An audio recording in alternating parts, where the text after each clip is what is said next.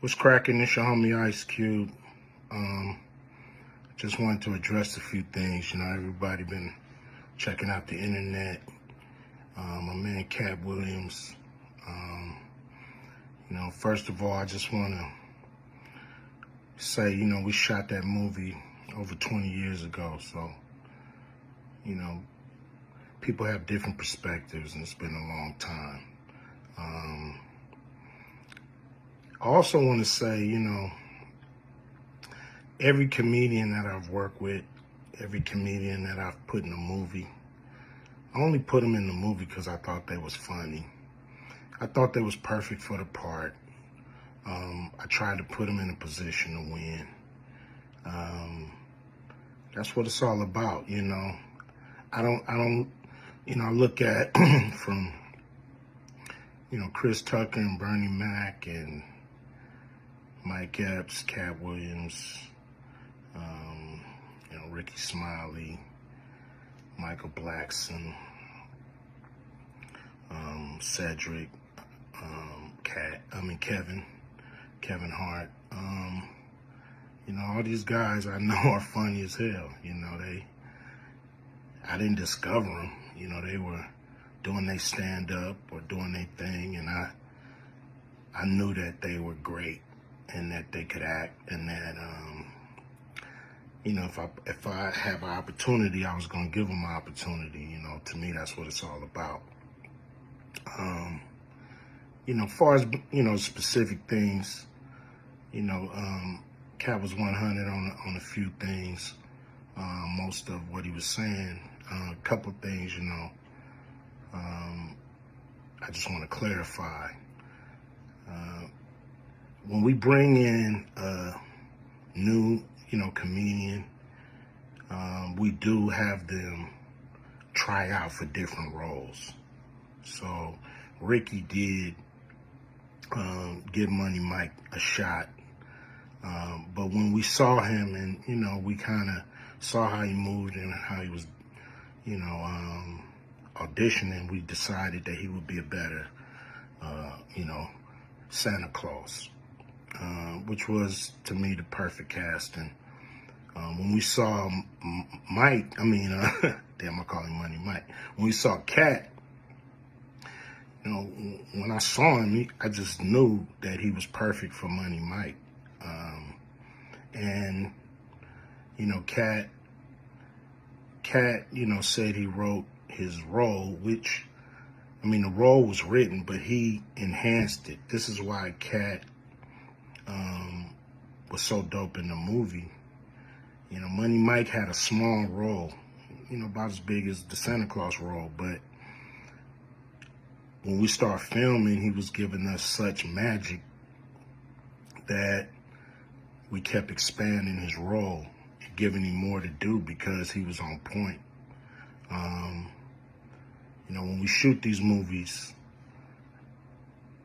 for one, the scripts are fire, or they wouldn't even do it. The scripts are laugh out funny. But we shoot the script, but once we get what we need from the script, we let the comedians ad-lib, riff, play with the words, do their thing. We give them a take where they can, or 2, 3 takes where they can go off and do what they feel. Sometimes it makes the movie, sometimes it don't. When somebody gives you jewels, you want to try to make sure that makes the movie. So in the movie, there's second thing I want to clear up. I would never shoot a rape scene in a movie, especially like Friday, where you actually see this happening on camera. That ain't my style. If you check out any of my movies, they not raunchy.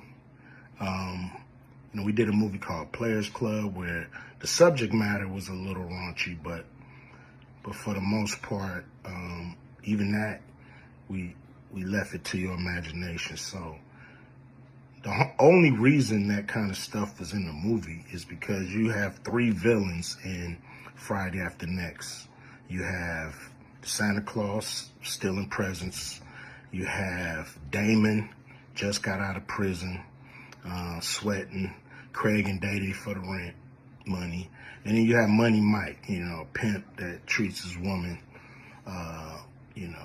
like a property. So Craig is always fighting the villains in the movie, from the Joker brothers to Debo. And so we already had Craig fighting Santa Claus. And the only real way to get rid of the other two villains was to have them go against each other. And the plier joke was always in the script, was never, we would never ever show that, that's not my style if you look at any of my movies. So, that was never a discussion, we,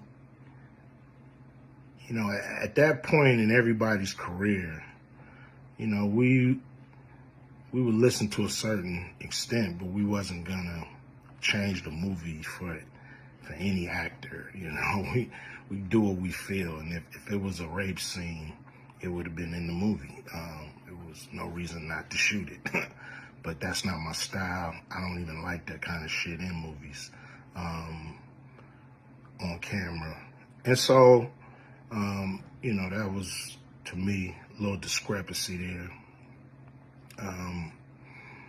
Katt, he wrote a lot of his part because, like I said, he was giving us jewels, so we were keeping the camera rolling.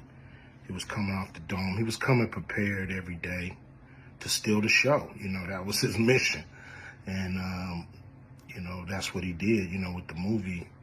And it launched his career, And I'm proud of the movie. I'm proud of all the guys who've, come through, a Q Vision production and went on to do bigger and better things. And look, a lot of people are talking about pay and how much they was paid on these movies that were extremely low budget. Most of these guys work a couple of days, and when you're doing a movie, there's over 100 people working on the movie that need to get paid. Most of them got to get paid every day. And there's pre-production and post-production. Even after you finish with the actors, you got to pay editors and sound people. And my movies are all about quality. So most of the money go up on the screen. I'm not giving you no bullshit. I'm not giving you no low budget, shit you can laugh at because it's so cheap. So, we try to put all the money on the screen. And so any actor that's mad at what they got paid, just look at what you was doing. Look at where your career was at the time. Take a look at where it is now. And Friday has something to do with that, I believe. And I put a lot of people in movies, but they ain't never put me in a movie. So you could take that for what it's worth. You know what I'm saying? I've given a lot of these guys opportunities. And I still act, so I'm waiting for a call. I ain't got to produce everything or write everything. I got love for all the comedians that I've worked with. Got, much love for Katt. He spoke up for me a lot.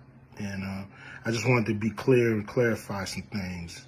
And shit, man. I hope y'all have a good 2024. Yeah.